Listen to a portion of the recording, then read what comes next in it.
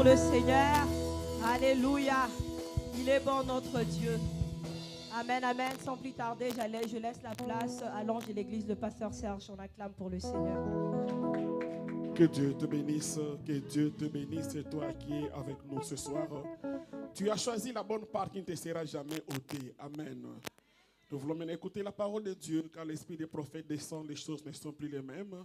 Il y a une gloire, une grâce qui descend. Je veux que maintenant nous puissions inviter le Saint-Esprit à descendre afin que la gloire descende, que sa puissance descende et que la parole soit prêchée sous l'onction du Saint-Esprit.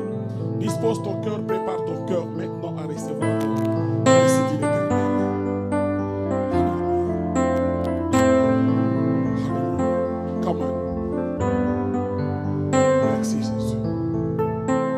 Si le Dieu des esprits, des prophètes me touchait, j'entendrai, je verrai comme jamais. Si le Dieu des esprits, des prophètes me touchait, j'entendrai, je verrai comme jamais. Si le Dieu des esprits, des prophètes me touchait, j'entendrai, je verrai comme jamais. Si comme Samuel, tu m'appelais par mon nom, j'entendrai, je verrai comme jamais. Oh, si comme Élie, tu descendais par ton feu, j'entendrai, je verrai comme jamais.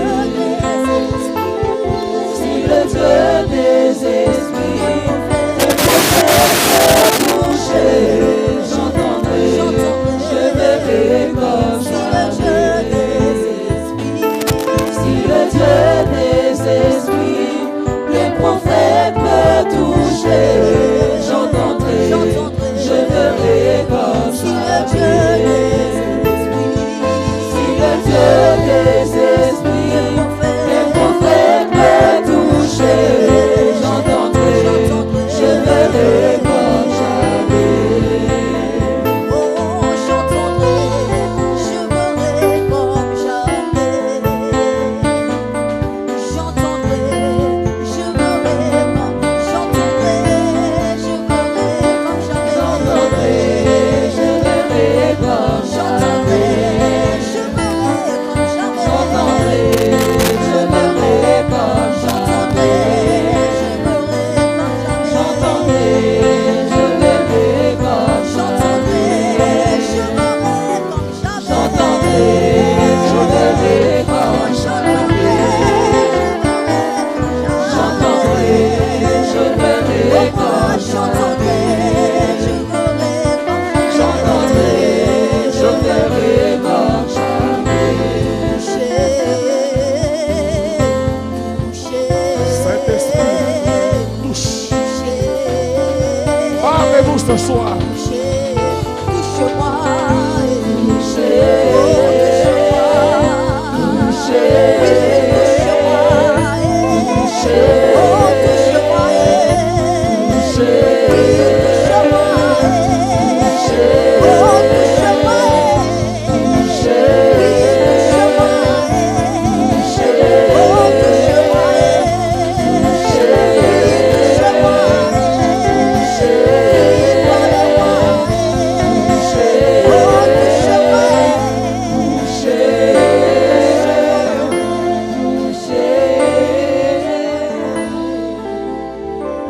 Ici et maintenant, ça se passe maintenant le temps de la délivrance, de la guérison, de miracle. Ça se passe maintenant le temps de la visitation divine. Ça se passe maintenant le temps de la parole. Alléluia. Merci. oh, ici et maintenant. Merci. Ça se passe maintenant. Ici et maintenant. C'est maintenant le temps où Dieu veut te parler. Alléluia. Ici et maintenant. Ça se passe maintenant. Jésus. Ici et maintenant. Touché. Ici et maintenant. Ici et maintenant. Ça se maintenant. Ici et maintenant. Ici et maintenant. Touché. Oh, ici et maintenant. Ici et maintenant. Ça se passe maintenant. Ici et maintenant. Ici et maintenant. Touché. Ici et maintenant. Ici et maintenant. Oh, ça se passe maintenant. Ici et maintenant. Ici et maintenant. Touché. Oh, ici et maintenant. Ici et maintenant. Oh, ça se passe maintenant. Ici et maintenant. Ici et maintenant. Touché.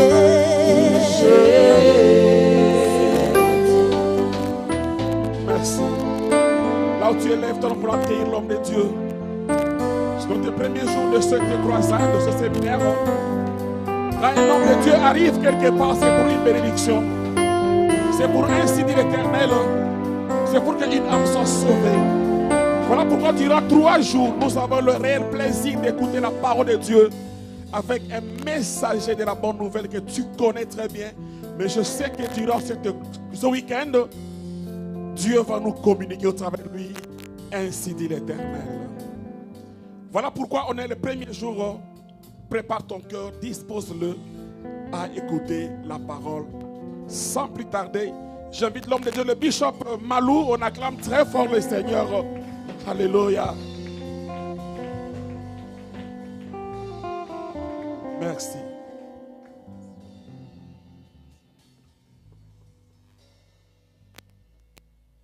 Gloire à Dieu. Amen. Est-ce qu'il est vivant? Ici et maintenant, quelque chose peut se passer. Je disais qu'ici et maintenant, Dieu peut changer l'histoire d'une personne. Ici et maintenant, Dieu peut affecter la destinée et que l'avenir de quelqu'un puisse être transformé. Amen, amen, amen. Que Dieu vous bénisse, c'était magnifique. On a été bénis pendant les temps d'adoration. Vous avez fait un travail remarquable. Que Dieu vous bénisse, les adorateurs. Amen, amen, amen. Ok. Prenons place. Moi, je vous salue au nom du Seigneur. Malade. Je vous salue au nom du Seigneur. Merci. Nous allons commencer notre enseignement aujourd'hui et nous allons conclure le dimanche. Je vais essayer d'introduire aujourd'hui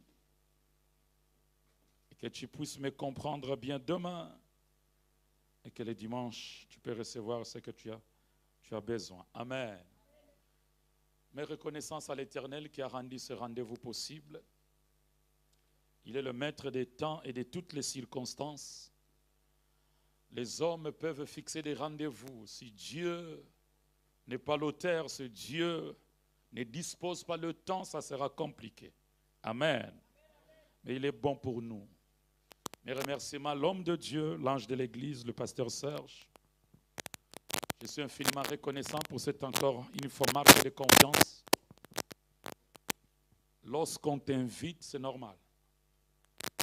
Mais lorsque tu reçois encore une fois l'invitation, ça touche. Amen.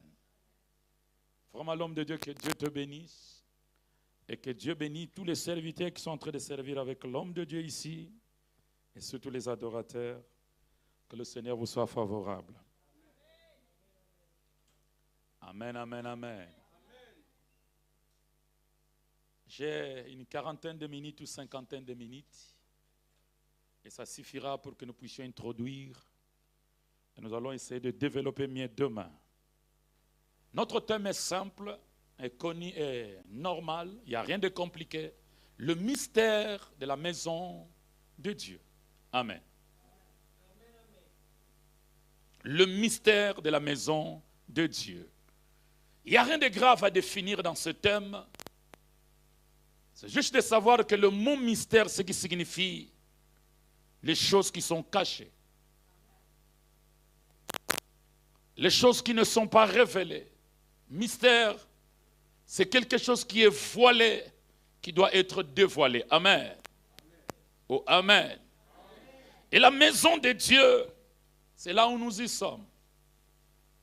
Ce titre ou ce terme maison de Dieu dans la Bible porte plusieurs identités, plusieurs noms ou plusieurs attributs. La maison de Dieu dans la Bible, frères et sœurs, est appelée aussi l'Église. La maison de Dieu est aussi appelée temple. La maison de Dieu dans la Bible porte plusieurs identités. Mais il est important de comprendre que chaque identité que tu connais de la maison de Dieu, elle se fait attacher avec une révélation. Amen. J'aime bien les amens. Je suis très allergique aux amens.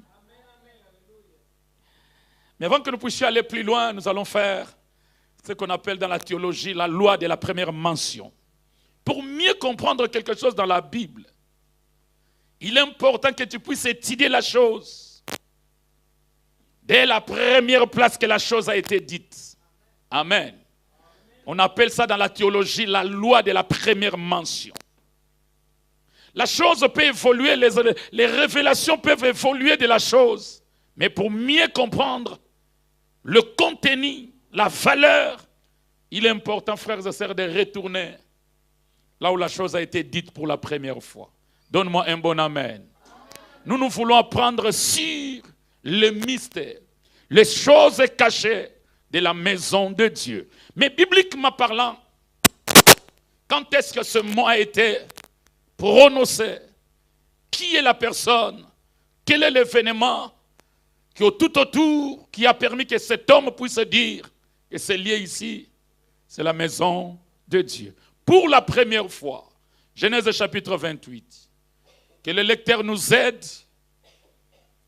Genèse chapitre 28, du 10e jusqu'au 17e verset. Donne-moi un bon amen. Et là. Donne-moi un bon amen. Il y a malade. Vos amens ont été diagnostiqués positifs au Covid. Donne-moi un bon amen. C'est dans la réanimation. Dans la réanimation. Genèse chapitre 28, verset 10 jusqu'au verset 17. C'est notre texte de base. C'est pour la première fois que dans la Bible, la maison de Dieu a été citée. Et c'est là qu'on doit commencer. Merci, pasteur. Genèse chapitre 28, à partir du verset 10. Tu peux aller jusqu'au verset 22, ça sera bien. Je lis au nom de Jésus-Christ. Jacob partit de Beersheba et s'en alla à Charan. Yes. Il arriva dans un lieu où il passa la nuit. Il arriva dans un lieu. Dis avec moi très très fort, un lieu. Un lieu. Je commence à prêcher, Yaya. Je ne sais pas si ça veut dire quoi. Nous, je pense qu'on honore le Dieu qui nous a donné cette révélation. C'est notre manière aussi de l'adorer lorsqu'on est debout, quand on fait la première lecture. C'est une manière de donner la révérence à la parole. Amen. Ouais. Il arriva dans un lieu où il passa la nuit. Ce qui m'importe dans ce verset, c'est le lieu. Dis avec moi très très un lieu. Un lieu. C'est très important. Car le soleil était couché. Oui. Il y prit une pierre dont il fit son chevet et il se coucha dans ces lieux-là. Oui. Il eut un songe. Et voici une échelle était appuyée sur la terre et son sommet touchait au ciel. Yes. Et voici les anges de Dieu montaient et descendaient par cette Monter et échelle. descendre, yes. Et voici l'Éternel se tenait au-dessus d'elle. Et il dit, je suis l'Éternel, le Dieu d'Abraham. Je suis l'Éternel, le Dieu de qui? Le Dieu d'Abraham. Il parle à qui? À qui? Yanolate, réponds. On est à l'école, on est à l'église, à Jacob. Même tu fais erreur, ce n'est pas un problème. La Bible dit que nous connaissons en partie, nous prophétisons en partie. C'est normal. Allez-y. Je suis l'Éternel, le Dieu d'Abraham ton père, et le Dieu d'Isaac. La terre sur laquelle tu es couché, je la donnerai à toi et à ta postérité. Premièrement, la Bible dit un lieu, mais deuxièmement, la Bible dit que la terre où tu es couché, c'est lié là. C'est très important. Ta postérité sera comme la poussière de la terre. Yes. Tu t'étendras à l'Occident et à l'Orient. On parle de l'élargissement. On parle là de la Rehoboth. Hein, Yaya. N'est-ce pas que nous sommes à Rehoboth? Amen. Tu t'étendras, c'est-à-dire tu seras élargi.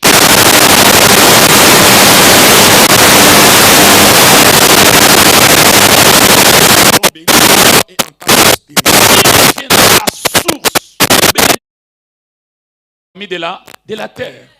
Ça, c'est important. Amen. Voici, je suis avec toi. Je te garderai partout où tu iras. Je suis avec toi. Ce n'est pas un papa qui parle à son fils que je serai avec toi, ou je suis avec toi. C'est le Créateur. Dieu est en train de dire à Jacob, je suis avec toi. Quelle garantie, quelle assurance. Lorsque je sais que Dieu est avec moi.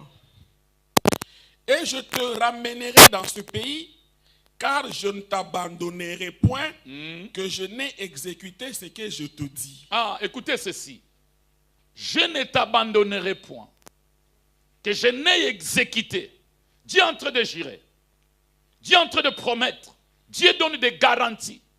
Dieu donne d'assurance à la personne de Jacob. Non seulement je serai ton Dieu, non seulement tu deviendras la source de bénédiction, non seulement je vais t'élargir, mais je te donne la garantie que je serai avec toi. Alléluia. Et j'exécuterai. Alléluia. Je ferai. Je vais réaliser. Je suis le Tout-Puissant. Tout ce que je suis en train de te promettre, je jure. J'annonce à quelqu'un que Dieu puisse jurer pour ta vie. Amen. Quand Dieu jure, quand Dieu est en train de jurer, ça veut dire que Dieu est en train de se lier lui-même en se disant que je dois le faire. Amen. Cela lui engage. Amen. 16. Jacob s'éveilla de son sommeil. C'est là que le problème commence. Il se réveilla, voilà. Et dit, certainement, l'Éternel est en ces lieux. L'Éternel est dans ce lieu. Et moi, je ne le savais pas. Moi, je ne le savais pas. Quelle ignorance de se retrouver dans un lieu. Dieu est là. Mais toi, tu ne sais pas que Dieu est là. C'est ce qui nous arrive il y a des fois. On vient à l'église pour rencontrer qui? Dieu. On est venu chercher qui? Nous voulons nous rencontrer avec qui? Est-ce qu'il y a quelqu'un dans cette salle qui est venu chercher Dieu? Si tu es venu rencontrer le pasteur Serge, tu es le chrétien le plus malheureux. Si tu es venu me rencontrer, tu es le chrétien le plus malheureux. Quand on se déplace à la maison de Dieu, tout ce qu'on a besoin, c'est de nous rencontrer avec Dieu. Il eut peur et dit que ce lieu est redoutable. Ce lieu est redoutable. C'est ici la maison de Dieu. Voilà ce qui nous intéresse. C'est ici la maison de Dieu. De Genèse chapitre 1, verset 1, jusqu'à Genèse chapitre 28, le verset 18 ou 17. 17. C'est pour la première fois dans la Bible qu'on prononce le mot, la maison de Dieu. C'est pour la première fois. Et c'est Jacob qui est en train de le dire. Dans d'autres chapitres de la Bible, au commencement de Genèse jusqu'au chapitre 28, il y a des choses qui typifient, il y a des images. Il y a l'arche de Noé qui est l'image. Il y a plusieurs choses. Mais pour la première fois, d'une manière claire, que la mention ou l'identité ou le nom ou l'attribut de la maison de Dieu a été citée dans la Bible, c'est dans ce verset. Ce lieu est redoutable. Dieu est ici. Moi, je ne le savais pas. Ce lieu, c'est la maison de Dieu. Dis à celui qui est à côté de toi, je suis dans la maison de Dieu. Je suis dans la maison de Dieu. Oh malade. Dis-le, je suis dans la maison de Dieu. Je suis dans la maison. Change, dis à un autre, dis, tu es dans la maison de Dieu. Je suis dans la maison de Dieu. Merci.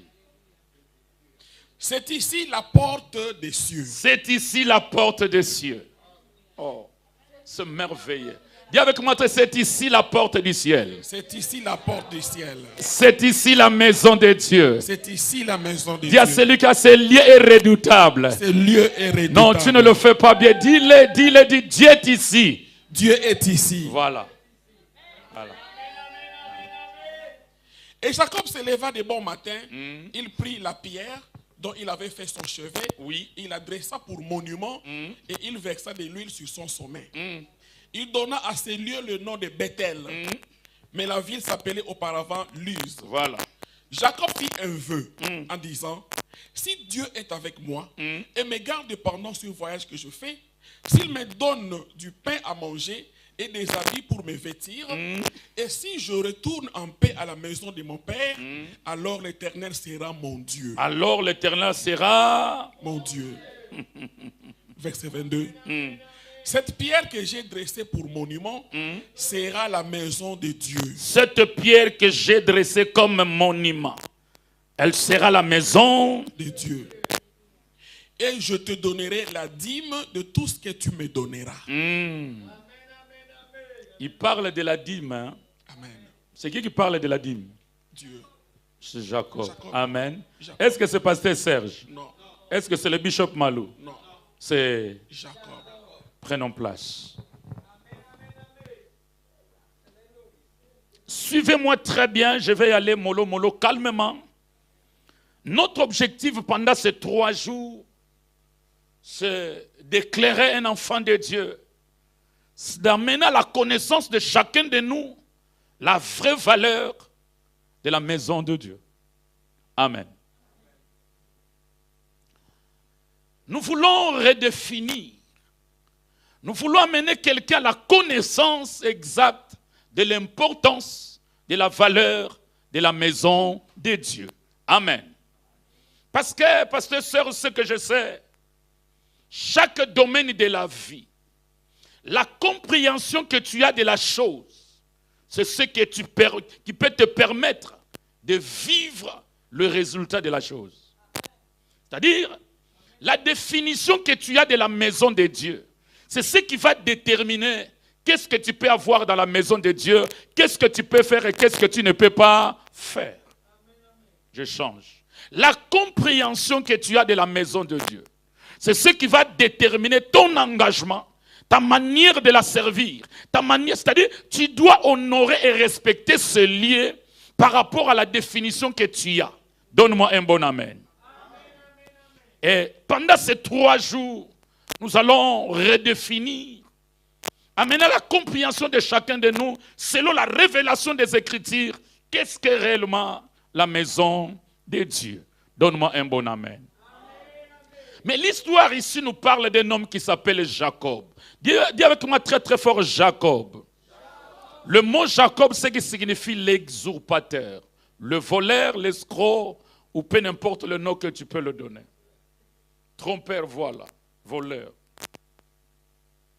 Mais la Bible dit qu'il est né jumeau, il y a eu des problèmes au cours de leur vie, et à un certain moment, Jacob devait abandonner la maison de son père, la présence de sa mère pour fuir son frère Ésaü. Et dans ce voyage qui a été proposé par Rebecca, c'est Rebecca qui va dire à Jacob, je ne veux pas te voir mourir. Je connais la colère de ton frère. Comme il est énervé, tu lui as volé la bénédiction. Il est important que tu quittes cette maison pour aller vers ton oncle Laban à Pandaran. Dis avec moi très très fort Pandaran. Il partait pour fuir son frère Ésaü. Parce que, 1, il a volé les droits d'aînesse. 2, il a volé la bénédiction. Il lui avait dit, le jour de la mort de mon père, de quel bois je me chauffe? Je te montrerai que moi, je ne suis pas berger, mais je suis chasseur. Un berger et un chasseur, c'est 2 personnes différentes. Et 2 systèmes différents. Donne-moi un bon amen. L'autre, il est là à prendre soin des animaux, mais l'autre, il tue des animaux. Est-ce que vous m'avez compris? Ésaü, il est chasseur. Il affronte des lions dans la forêt. Il affronte plusieurs choses. Et il vient promettre à Jacob, le jour de la mort de mon père. Dans d'autres termes, Ésaü est en train de dire à Jacob, si tu es encore en vie en ce moment, parce que papa est là, le jour de la mort de mon père, je vais te traiter durement. Donne-moi un bon amen. Spirituellement parlant, je m'en fais dire à quelqu'un, même si dans votre famille, il y a des sorciers, tant que vous avez un père spirituel, personne ne peut vous toucher.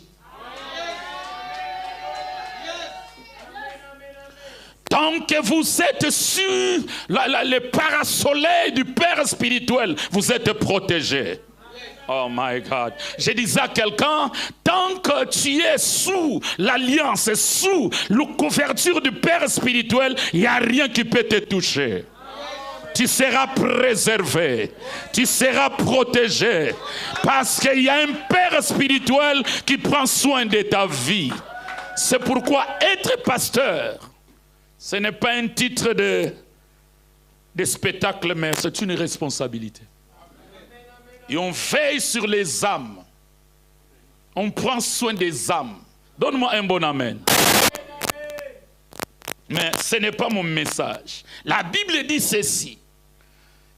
Le soleil se coucha. C'était le premier jour de voyage. Fatigué. Vers le soir, le soleil se coucha. Jacob, fatigué, il s'est dit, je dois m'arrêter ici. Je dois dormir ici. Amen. La Bible dit premièrement un lieu. La Bible ne parle pas d'un édifice, un bâtiment, non, un lieu ouvert, comme ça.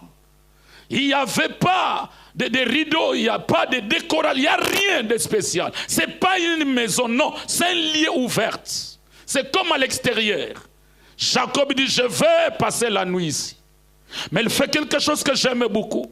Elle a pris une pierre où il a posé sa tête et pendant la nuit, elle a eu une révélation.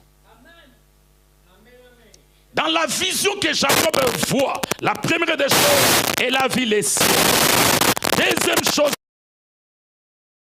il a vu les anges monter et descendre. Dieu était là et Dieu a confirmé sa présence. Il a commencé à lui parler. Je suis le Dieu d'Abraham et le Dieu d'Isaac, ton père. Donne-moi un bon amen. Réellement, quand tu lis la Bible, est-ce que c'est Jacob qui était le père pardon, c'est Abraham qui était le père de Jacob? Lis bien la Bible dans ce verset. La Bible dit ceci. Dieu s'identifie. 1. Je suis le Dieu de ton père. 1. Abraham. 2. Isaac. Dieu ne s'identifie pas seulement par rapport au père biologique de Jacob qui était Isaac.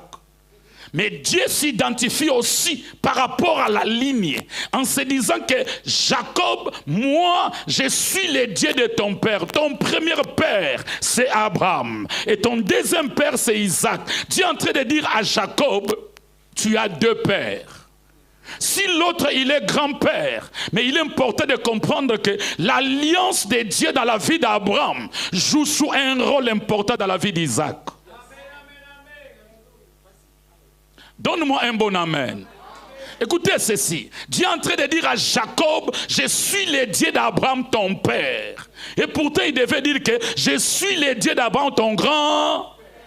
Mais il dit, je suis le Dieu d'Abraham, ton père. Parce que toutes choses, frères et sœurs, a commencé par Abraham. Abraham, il était le porteur de l'alliance de Dieu. Il était la première personne où Dieu acceptait de s'identifier au nom d'un homme.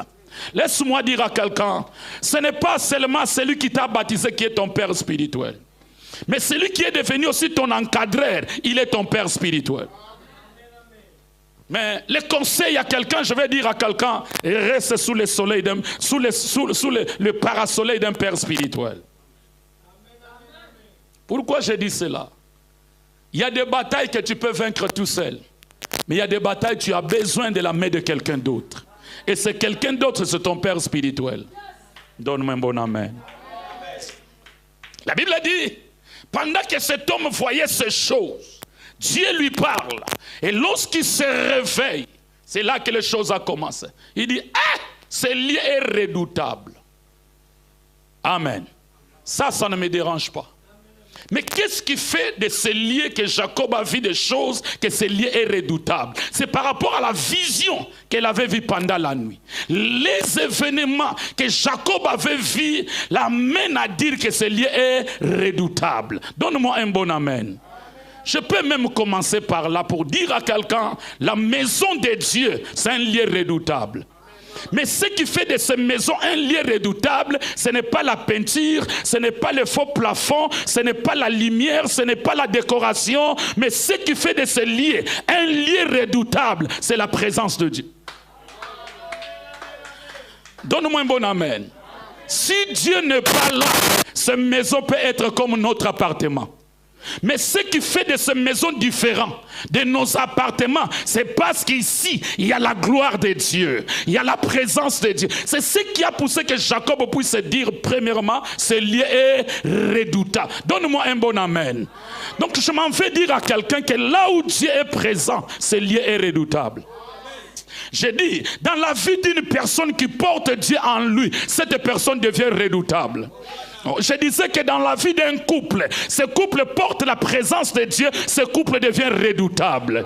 Je disais que dans une famille, si Dieu est présent, cette famille est redoutable. Je ne sais pas comment le monde te regarde. Mais un vrai enfant de Dieu, aux yeux des gens du monde, nous sommes redoutables. Ce qui fait de nous des hommes redoutables, c'est la gloire de Dieu. Je dis, c'est la présence de Dieu. Deuxièmement, il est important de comprendre que lorsque Jacob est en train de dire, ce lieu est redoutable, il ajoute en disant que Dieu est ici, mais moi je ne le savais.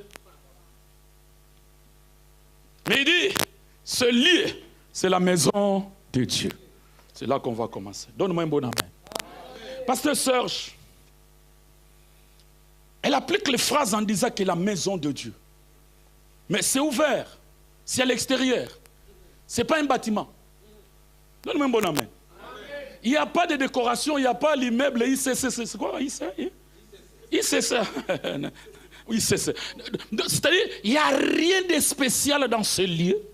Mais Jacob va dire que ce lieu, c'est la maison de Dieu. C'est pour dire que quand on appelle un lieu la maison de Dieu, ce n'est pas forcément un bâtiment. Ce n'est pas forcément, frères et sœurs, un édifice. Je dis ça en fonction de ce que Jacob est en train de dire. Il appelle un lieu à l'extérieur. Il y a des vents, il y a des poussières, il y a tout ce qui peut se passer à l'extérieur. Mais il dit que ce lieu, c'est la maison de Dieu. Donne-moi un bon amen. À l'extérieur, papa, il n'y a pas de beauté, il n'y a pas de décoration. Il n'y a rien de spécial dans ce lieu. Mais ce que lui avait vu le pousse à dire que ce lieu, c'est la maison de Dieu. À l'origine, la maison de Dieu n'a jamais été un bâtiment. Je ne sais pas quelle est la définition que tu as de la maison de Dieu. Mais il est important de comprendre. La maison de Dieu, ce n'est pas un bâtiment, mais la maison de Dieu, c'est là où Dieu est présent. Si Dieu est là, peu importe la forme physique, peu importe la forme au niveau de beauté, mais si Dieu est là, c'est la maison de Dieu. Je m'explique autrement. Moïse monte au sommet de la montagne, poussé par l'esprit après avoir abandonné le brebis. Là, je suis dans le Genèse, dans l'Exode 3. La Bible dit ceci. Il est parti prêtre le brebis, mais à un certain moment, il a abandonné le brebis dans le désert. L'esprit l'amena vers le sommet de la montagne.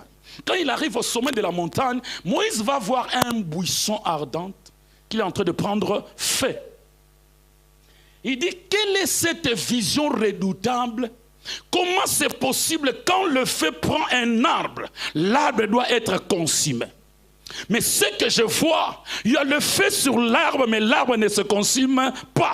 Je dois me retourner pour mieux regarder cette vision. Mais écoutez ce que Dieu lui dit. Ne t'approche pas de ces lieux. Enlève tes sandales. Dieu est en train de dire à Moïse, ce lieu, ce n'est pas un lieu ordinaire. Ce lieu devient spécial parce qu'il y a ma présence. Je voulais redéfinir la maison de Dieu pour dire à quelqu'un, la maison de Dieu, ce n'est pas forcément un bâtiment. La maison de Dieu, c'est tout lieu où Dieu est présent. À cause de sa présence, dans un lieu, ce lieu devient la maison de Dieu. Frères et sœurs, Jacob dit ce lieu redoutable, ce lieu, c'est la maison de Dieu. Or, en réalité, Si je peux donner 2-3 mots à comprendre la maison de Dieu. 1, la maison de Dieu, c'est un lieu choisi par Dieu.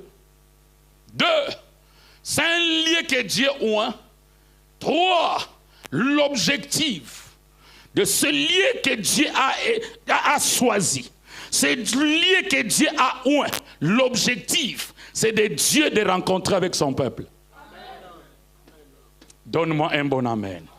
Je répète. La maison de Dieu, ce n'est pas forcément un bâtiment.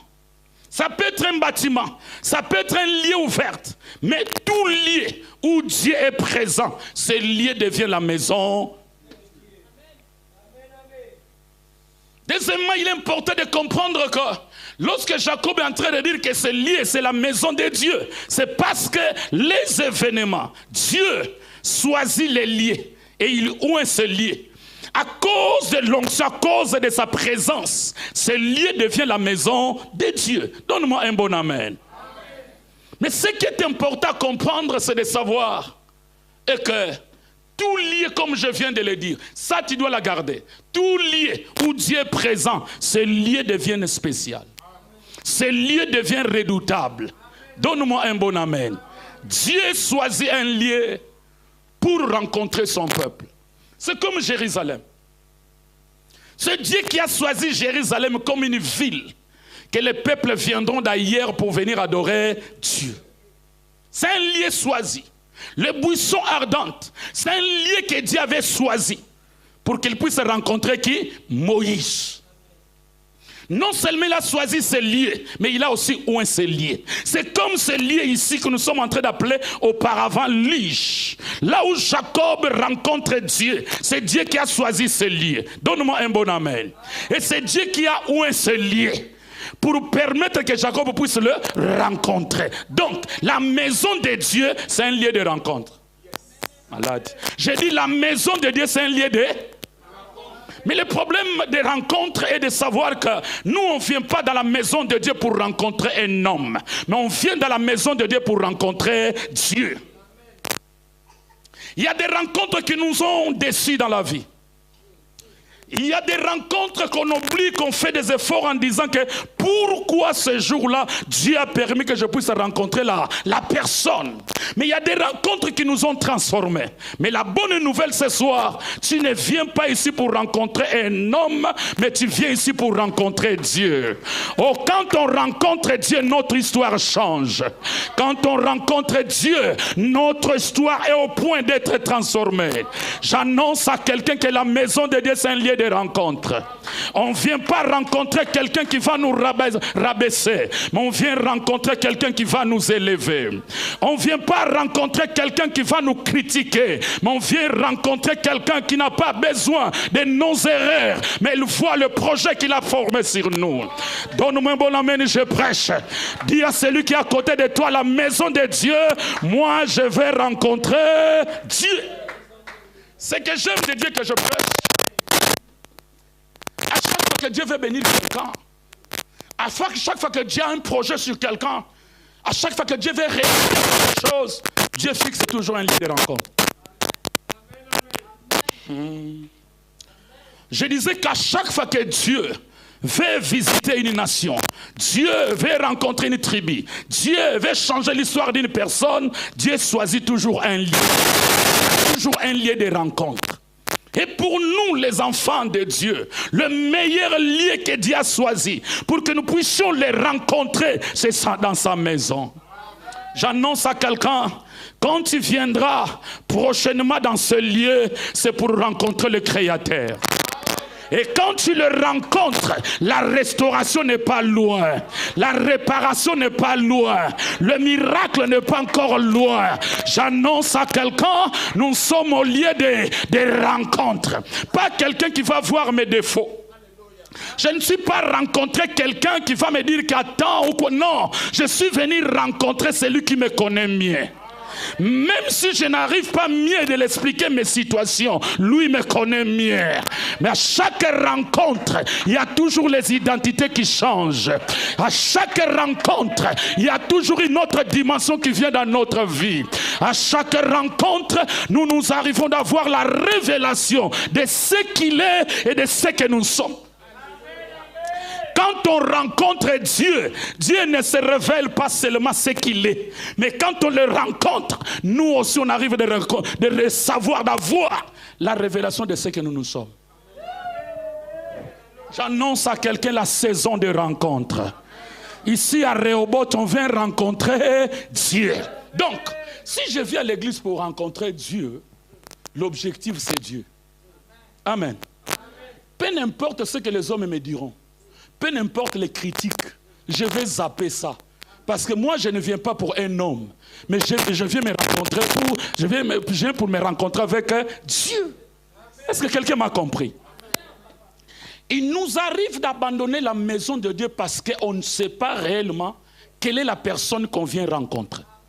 Parce que si mon objectif c'est Dieu, alors le murmure des autres, ce que les autres peuvent me dire, oh il est comme ça, moi, mais ça rentre ici, ça sort de l'autre, parce que ce n'est pas mon objectif. L'objectif c'est de rencontrer Dieu. Écoutez, l'impact de notre vie chrétienne est lié par rapport aux rencontres qu'on peut faire avec Dieu. Non. Je disais ceci, notre stabilité dans la vie chrétienne, pour nous sortir de là où nous sommes arrivés à la maturité, il faut que Dieu nous rencontre. Marie-Jeanne qui m'a invité à l'église, c'est le canal que Dieu a utilisé. Emmanuel qui m'a invité à l'église, c'est le canal que Dieu a utilisé. Je disais que la situation de la maladie qui a permis que je puisse voir le pasteur Serge, c'est le canal que Dieu a utilisé. Mais lorsque j'arrive à la maison de Dieu, l'objectif, c'est de me rencontrer avec Dieu. Et quand tu rencontres Dieu, peu importe le murmure, peu importe les critiques, toi tu ne vas pas abandonner la maison de Dieu. Parce que tu as besoin de Dieu et lorsque tu le rencontres, l'histoire de ta vie fait quoi? Change. Donne-moi un bon amen. Plusieurs dans la vie chrétienne, nous sommes en train de tâtonner parce qu'on n'a pas encore rencontré le Créateur. J'aime ce que la Bible dit concernant Bartimée et les autres. La Bible dit que ce jour-là, Bartimée entendit que c'était Jésus qui passait. C'est qui passait? Est-ce qu'il est venu chez Bartimée? Il était oh, aide-moi prêcher. Il était des passages. Mais lorsque Bartimée entendit que le Sauveur est en train de passer. Qui est en train de passer? Le restaurateur des yeux. C'est lui qui a la capacité de guérir tes yeux. Il est en train de faire quoi? De passer. Il n'est pas venu chez Bartimée. Mais l'erreur de Jésus ces jours-là, c'est de passer dans la voie ou dans la rue où Bartimée s'expose pour mentir. Et lorsqu'il a entendu qu'il est en train de passer, il a dit aujourd'hui je ne le laisserai pas. Mais la révélation de le comprendre, on dit à Bartimée, c'est lui qui est en train de passer, c'est Jésus. Mais lui, il n'invoque pas Jésus. Il dit fils de David. Pourquoi on te donne une autre information, mais toi tu agis différemment? C'est tout simplement parce que Bartimée le connaissait. Et en invoquant Jésus, fils de Bartimée, fils de David, Bartimée est en train de le reconnaître comme roi. Qu'il appartient à la tribu de Juda. Bartimée n'invoque pas Jésus étant que fils de l'homme, fils de Dieu. Mais il lui invoque dans la nature humaine. Pour tout simplement le faire passer un message. Tu es fils de David. Et tant que l'homme, tu dois connaître ma souffrance et ma douleur. Il dit, fils de David, aie pitié de moi. Bartimée est en train de crier en sachant que si je le rencontre, mon histoire sera changée. Mais moi, ce que j'aime dans cette histoire, c'est Judas qui va dire à Bartimée, tais-toi. C'est Jean qui va dire à Bartimée, tu es en train de déranger. C'est Thomas qui va dire que non, nous les autres même, mais toi tu es aveugle, mais tu es en train de déranger. Mais Bartimée va répondre, moi je n'ai pas crié le nom de Judas. Je ne crie pas vers Judas, je n'appelle pas Judas, je n'appelle pas ni Thomas, moi j'appelle Jésus. Tant que Jésus ne m'a pas encore répondu, je vais continuer à faire quoi? La Bible dit, plus qu'on le disait tais-toi, plus il ajoutait la dimension de faire quoi? Parce qu'il savait, il disait à eux, vous avez déjà vécu vos miracles, mais moi, j'ai besoin aujourd'hui de vivre mon miracle. Et lorsque Bartimée a rencontré Jésus, papa, ce que j'aime de Bartimée, il connaissait Jésus. Parce que quand on est aveugle, on ne voit rien. Amen. Mais un aveugle, ce n'est pas quelqu'un qui ne voit pas. Un aveugle, c'est quelqu'un qui voit, mais la seule chose qu'elle voit, c'est l'obscurité. Tu ne m'as pas compris. Je répète. Un aveugle, ce n'est pas quelqu'un qui ne voit pas. Un aveugle, il voit, mais la seule chose qu'il a la capacité de voir, c'est l'obscurité. Maintenant, il est en train d'invoquer Jésus. Oh, la Bible dit que Jésus, il est le soleil et le vent, il est la lumière du monde. Moi, je suis dans l'obscurité, mais je t'invoque toi qui es la lumière. Et si tu me rencontres, quelque chose va se passer. J'annonce à quelqu'un, ici, on vient rencontrer Dieu. Et quand on rencontre Dieu, nous quittons les stades des hommes médiocres. On devient des hommes stables. Oh, donne-moi un bon amen, je déclare la parole. L'église, c'est le lieu de rencontre. Pas rencontre avec des copains et des copines, mais rencontre avec le Créateur. Tu dois changer ta mentalité, ta conception de la maison de Dieu. C'est un lieu de rencontre. Deuxième chose qui me choque, il dit, Dieu est ici. Moi, je ne le savais pas. C'est ici la maison de Dieu. Et il ajoute, ici, c'est la porte du ciel. Ça, j'ai beaucoup aimé. Donne-moi un bon amen. Quand tu viens à l'église, ne vois pas ce bâtiment, mais change ta manière de voir ce lieu, de savoir qu'ici, la porte du ciel est ouverte. Donc je suis en train de dire à quelqu'un, si à l'extérieur, les portes de la bénédiction sont fermées, les portes de l'élévation sont fermées, mais laisse-moi te dire que les portes qui sont à l'extérieur, c'est des portes terrestres. Je disais à quelqu'un que le diable peut fermer les portes terrestres. Mais quand tu viens à la maison de Dieu, il y a une porte qui est ouverte. C'est la porte céleste. Oh, lorsque la porte céleste est ouverte, elle a la capacité d'affecter les portes terrestres. J'annonce à quelqu'un, tu es au lieu où le ciel est ouvert. Si le ciel est ouvert, ça veut dire que tu peux être en communion avec le ciel. Ça veut dire que tu peux être en contact avec le ciel. La maison de Dieu, c'est un lieu où le regard de Dieu est fixé. La maison de Dieu, c'est un lieu où même le diable peut devenir 1000 fois diable, mais elle ne peut pas fermer la porte du ciel qui est ouverte à la maison de Dieu. L'église est malade aujourd'hui parce que nous cherchons des portes de gauche à droite. Et il arrive, il y a des fois, lorsque les choses ne marchent pas bien, nous voulons forcer les choses. Frères et sœurs, tu dois redéfinir la maison de Dieu. C'est un lieu de rencontre premièrement, mais sache-le bien, c'est un lieu où les ciels sont ouverts. C'est-à-dire, si j'ai cherché des choses ailleurs que je ne pouvais pas avoir, parce que les portes sont fermées, quand je viens à la maison de Dieu, le ciel entre en communion avec moi. Salomon dit quelque chose d'important. Lorsqu'il a achevé de construire le temple, la Bible dit qu'il a commencé à prier pour chercher l'approbation de Dieu. Si Dieu était d'accord par rapport au travail qu'il avait fait. Donne-moi un bon amen. Et la Bible dit que Dieu a permis que les feux puissent descendre. Et ces feux étaient le signe de l'approbation que Dieu a agréé le travail que Salomon avait fait. Mais Salomon dit quelque chose. Seigneur, je te prie que tout homme qui viendra dans ce lieu prier, tu le vois et tu l'écoutes et tu l'exauces. Amen.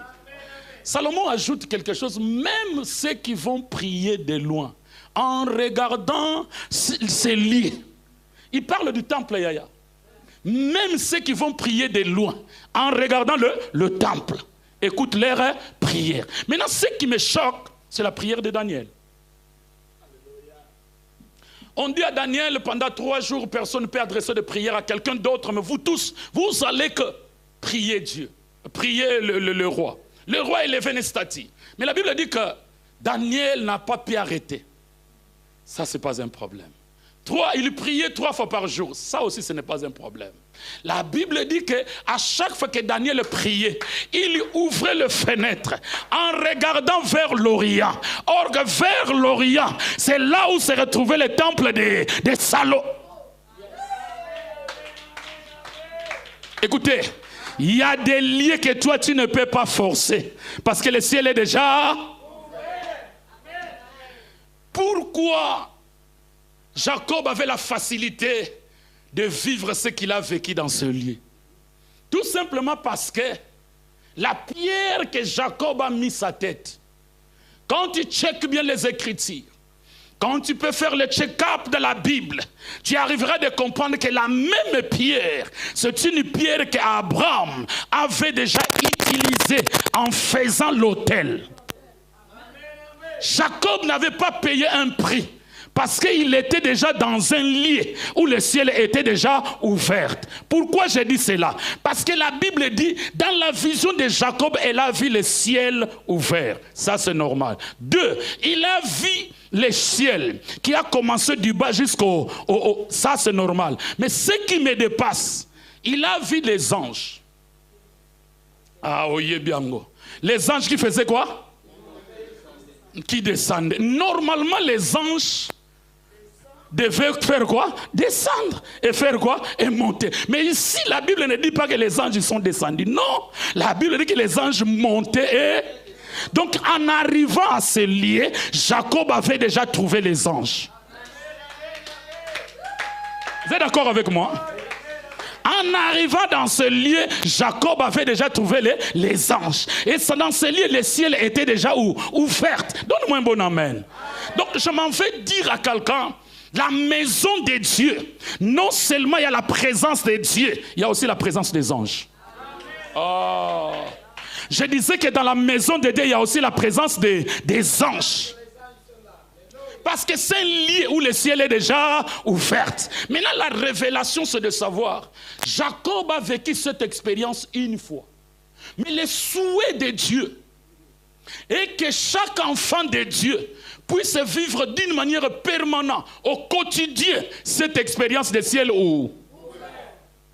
Le mouvement des anges, ce n'est pas quelque chose qu'on doit vivre intermittent de temps en temps. Non, à chaque fois qu'il y a un enfant de Dieu, là où tu es, si Dieu est avec toi, il doit avoir le mouvement angélique. Et pour mieux comprendre cette révélation, parce que ce que Jacob a dit dans l'ancienne alliance, c'est l'ombre des choses à... Ce que Jacob a dit, c'est la réalité. Mais la vérité, c'est dans le Jean chapitre 1, verset 51. Le Fils de l'homme dit, pourquoi vous êtes étonnés? Pourquoi ça vous dépasse? De la même manière que vous avez vu Moïse élever le serpent, de la même manière que dans les jours à venir, ce que Jacob a vu, les anges monter descendre, cela va arriver dans le temps du Fils de l'homme. Vous verrez les anges monter et descendre. Donc les ciels que Jacob avait vu dans l'ancienne alliance comme une chose, dans le Nouveau Testament, c'est la personne de Jésus. Qui nous a ouvert déjà le ciel pour que les anges montent et descendent. J'annonce à quelqu'un, cette année, il y aura une visitation angélique. Oh, j'ai dit à quelqu'un, tu auras une visitation angélique. J'ai dit, tu vas marcher avec les anges. Ça ne sera pas un problème parce que Dieu a ouvert déjà le ciel. Donne-moi un bon amen. On vient à la maison de Dieu, pasteur. Nous sommes limités dans notre culte par rapport à ce qu'on voit. Ignorance. Il y a des intercesseurs ici. N'est-ce pas qu'il arrive que vous êtes en train de prier pour que le culte de dimanche se déroule bien? Dans votre prière, vous dites que Seigneur, que la présence de Dieu, que les anges, que le Saint-Esprit, que tout ce que vous êtes en train de demander dans la prière, c'est des choses spirituelles. Amen. Ce sont des choses, quand on arrive au culte, physiquement, on ne voit pas ces choses. C'est parce qu'il y a deux cultes. Il y a combien? Il y a le culte physique et le culte spirituel. Il y a le culte visible et le culte invisible. Donc, je suis en train de dire, il y a une partie occulte du culte. Ils sont en train de filmer. Ils vont prendre juste cette partie-là, ils vont ramener. Oh, lui là, il n'est pas normal. Non, je suis normal.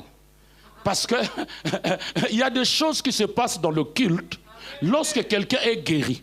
Là où la guérison commence, personne ne peut expliquer. Lorsque quelqu'un est béni, là où la bénédiction commence, parce que le miracle ne peut pas être expliqué. Les miracles commencent dans la spiritualité et nous constatons dans le monde physique. Donc les choses commencent dans le monde invisible pour se manifester dans le monde visible. Donne-moi un bon amen. Alors faites beaucoup d'attention avec la maison de Dieu. La Bible dit que Dieu est terrible dans les assemblées des saints. Amen. La manifestation de la présence de Dieu dans un culte, elle est visible.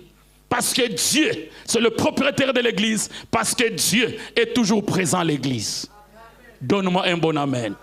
Notre vrai problème, c'est d'avoir la capacité de se connecter. Parce qu'il y a des gens qui arrivent à la maison de Dieu, il est distrait. Il est dans la présence de Dieu physiquement. Mais spirituellement, facture de courant. Il est physiquement à la maison de Dieu, mais spirituellement, les incompréhensions dans le couple, c'est ce qui se passe à la tête. Dis avec moi très très fort, Éticus. Présent dans la maison de Dieu physiquement, mais spirituellement, il était absent. Il me reste 10 minutes. À 30, je devais arrêter à 20. Je n'ai pas regardé. 10 minutes, j'arrête. Donne-moi un bon amen. La maison de Dieu, il est important de comprendre que c'est un lien spirituel.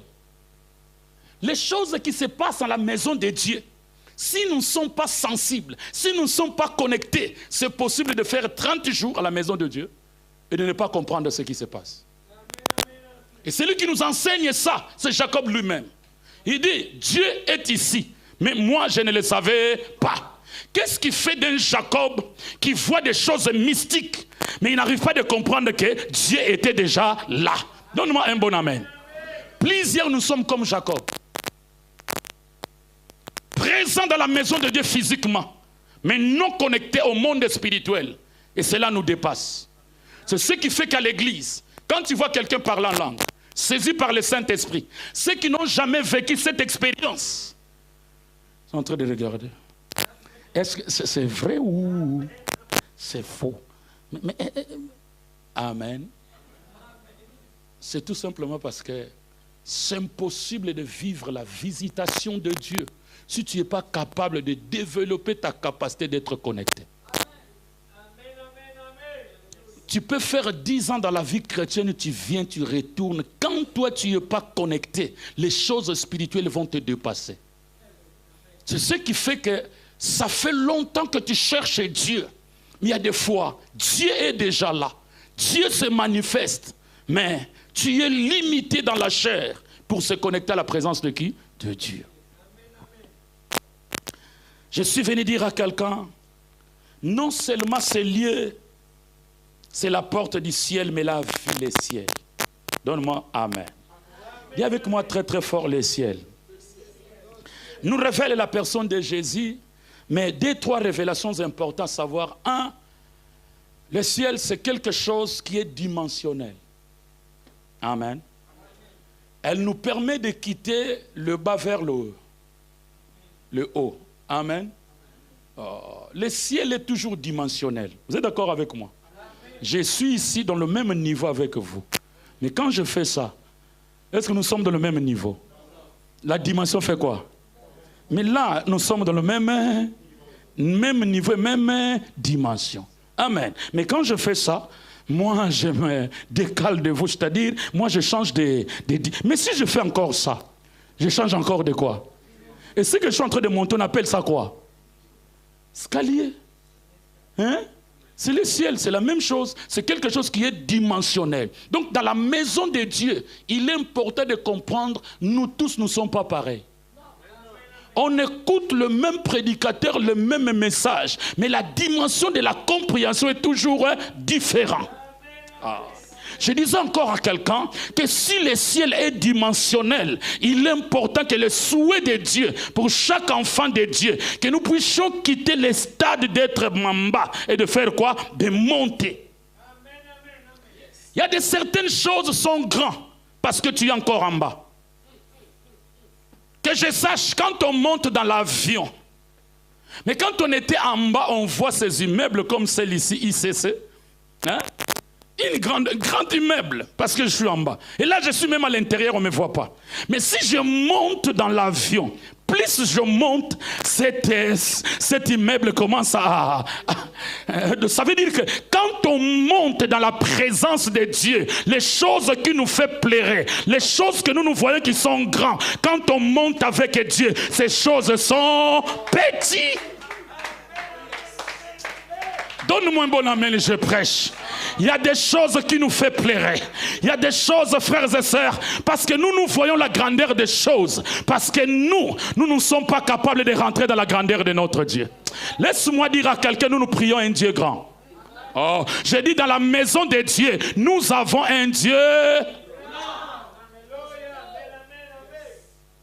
Marie enceinte. La Bible dit, l'ange lui dit, tu deviendras enceinte. L'enfant que tu mettras au monde, il sera grand aux yeux de Dieu et aux yeux des hommes. Ça, c'est normal. La Bible dit, le 8e jour, Marie décide d'aller accomplir les lois de Moïse, que l'enfant devait être circoncis et être présenté. Lorsqu'il rentre dans le temple, avec l'enfant entre ses mains, ensemble avec Zacharie, ensemble avec Joseph, le but, c'est de présenter l'enfant aux mains des sacrificateurs. Mais ce qui me dépasse, la Bible dit qu'il y avait un vieillard qui s'appelait Siméon. Oh, 2 personnes qui se retrouvent dans la maison de Dieu. Marie et Joseph, ils sont venus dans la maison de Dieu comme coutume, comme loi. Mais Siméon ne vient pas à la maison de Dieu comme coutume, mais Siméon vient par la révélation. Tu ne m'as pas compris. Venir à la maison de Dieu, c'est bien. Mais tu viens comment? Pour vivre ce que Dieu est en train de faire dans la maison de Dieu, tu dois venir avec une révélation. Marie et Joseph, c'est le coutume. Mais Siméon, la Bible dit divinement averti que tu ne mourras pas avant que ton œil puisse voir le Sauveur. Et ces jours-là, l'Esprit a pris Siméon de la maison pour le ramener jusqu'à la maison de qui? Siméon vient par la révélation, mais Marie et Joseph, c'est par coutume. Il y a plusieurs enfants de Dieu. On vient à la maison de Dieu comme mon messano. Habitude. Écoutez, on ne se familiarise pas avec la maison de Dieu. Notre malade est que chacun a son coin. Moi, quand je viens de l'église, ça c'est ma chaise. Donc quand il arrive, donc, il va. Même le protocole l'oriente, non. Ce n'est plus la maison de Dieu. C'est chez toi. Écoutez ceci. Avoir la révélation. Lorsque tu viens à la maison de Dieu par la révélation, c'est alors que tu peux vivre ce que Dieu prépare. Donne-moi un bon amen. Siméon récupère l'enfant et commence à dire des choses. Tout le monde silencieux. Oh, qu'est-ce qu'il est en train de dire? Il dit, l'Éternel, merci parce que maintenant, tu peux prendre l'âme de ton serviteur parce que tu m'avais promis que je ne mourrais pas, qu'il y ait vie, que mes yeux puissent voir le salut. Un français bizarre. Normalement, il devait dire, tu peux prendre mon âme parce qu'aujourd'hui, mes yeux ont vu celui qui porte le salut. Il dit non. Il dit, j'ai vu le salut. Donc le salut, ce n'est pas une chose. C'est un homme. Le salut, c'est une personne. Il dit, mes yeux ont vu le salut. Il ajoute que cet homme sera grand. Ah, ça, c'est ce qui m'intéresse. Maman Tili, alors, cet enfant sera grand. Donne-moi un bon amen. Je suis venu dire à quelqu'un, nous adorons un Dieu grand. On vient rencontrer un Dieu grand. Toutes les choses qui peuvent compliquer ta vie face à la présence de notre Dieu, ce sont des choses petites. J'ai dit à quelqu'un que le chômage, c'est une chose. La maladie, c'est une chose. Cette crise-là, c'est une chose. La stérilité qui est en train de te compliquer, c'est une petite. Parce que nous avons un Dieu grand. Tu ne viens pas ici pour adorer un Dieu petit. Non, il est grand. Il est capable de fixer aussi de grandes choses. Je termine pour dire ceci. Quand tu viens à la maison de Dieu, moi j'ai défini la maison de Dieu, c'est un garage. C'est quoi? Un garage. Dans un garage, il y a les mécaniciens, il y a le tôlier, il y a l'électricien auto, il y a l'homme d'informatique. C'est-à-dire dans un atelier, dans un garage, il y a plusieurs travaux qui sont faits. Amen. Mais toute personne qui travaille à l'intérieur, tous ils sont en train de se focaliser pour réparation d'une voiture ou fabrication d'une. J'aimerais bien te donner l'exemple dans la manière de réparation. Donne-moi un bon amen. Parce que nous avons été déjà créés.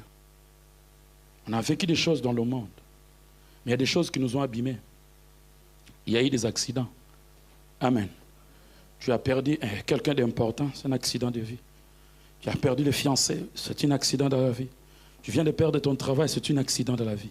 Mais quand tu viens à la maison de Dieu, tu dois comprendre que je suis en train d'aller dans une maison où je serai réparé. Ah. Le problème de la réparation dans un garage, c'est de savoir que toutes les voitures ne sont pas réparées le même jour. Oh, pasteur. Je disais que dans une semaine, il y a des voitures qui rentrent avec des problèmes et des voitures qui sortent, qui sont déjà... Donc, dans la maison de Dieu, il est important de comprendre chaque message, chaque exhortation, chaque sujet de prière, chaque enseignement. C'est un outil qui est en train d'être utilisé pour la réparation de ta vie. À Kinshasa, on dit ceci. Il y a des bars qu'on écrit, on rentre vivant mais on sort KO. Ça, c'est à Kinshasa. Mais le contraire de la maison de Dieu, c'est de savoir, on rentre mort mais on sort.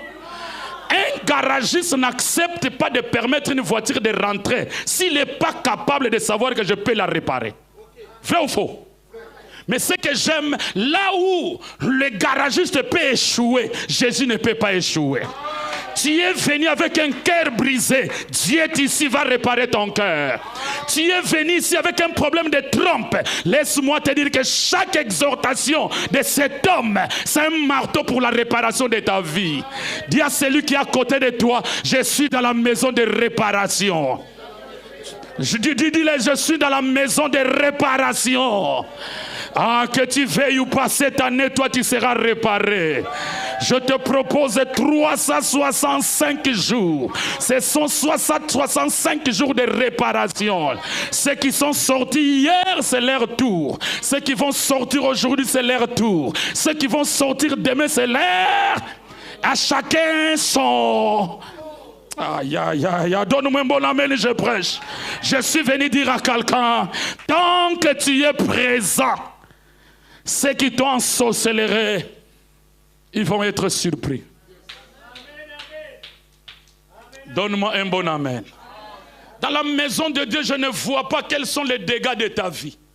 Parce que le Dieu de l'église, le Dieu du temple, il est le réparateur de brèches. Je dis, il est le réparateur de brèches. Peu importe ta situation, quand tu rentres dans la maison de Dieu, Dieu ne nous regarde pas comment on arrive. La Bible dit, venez à moi tel que vous êtes. On est venu boiter. Il y a des gens avec les cœurs. Moi, je ne vais pas le dire. Hein, maman dit, cœur brille. Faux mot. Moi, je suis allé à le cœur.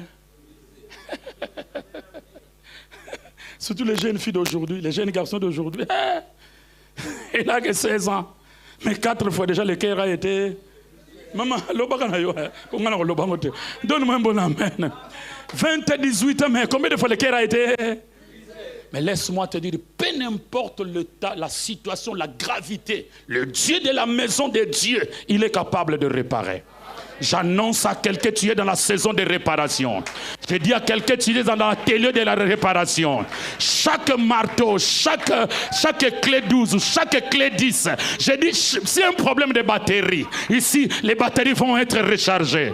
Je dis à quelqu'un, si c'est un problème de carburant, ça sera résolu. C'est un problème de boîte de vitesse, ça sera résolu. C'est un problème de moteur, ça sera résolu. C'est un problème de l'aile qui a été touchée, ça sera résolu. Dis à celui qui est à côté de toi, moi je suis dans l'atelier de Dieu.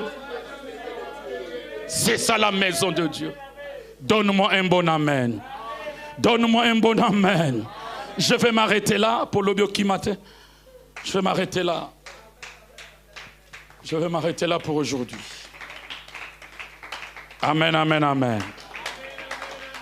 Dis avec moi très très fort, Seigneur, que chaque révélation que je viens d'entendre produit des résultats dans ma vie. Saint-Esprit, aide-moi à comprendre la maison de Dieu mieux. Saint-Esprit, aide-moi que je puisse vivre des résultats. Parce que la maison de Dieu est différente d'autres maisons.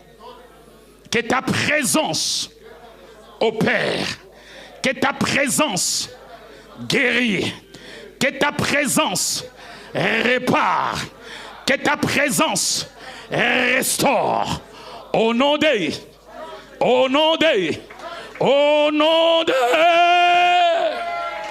Silence. Dis avec moi très très fort, Seigneur. À partir d'aujourd'hui, je change la lecture de ce lieu. Je change ma vision. Je change ma manière de se comporter. Car j'ai compris que ta présence est redoutable dans ta maison. Et que ici, c'est le lieu de rencontre, lieu de réparation. Ici, toi, tu nous changes et tu nous transformes. Tu peux donner à Dieu des remerciements à ta manière. Prie. Sambela Lobananzame, dis merci à Dieu de ce qu'il t'a parlé. Merci.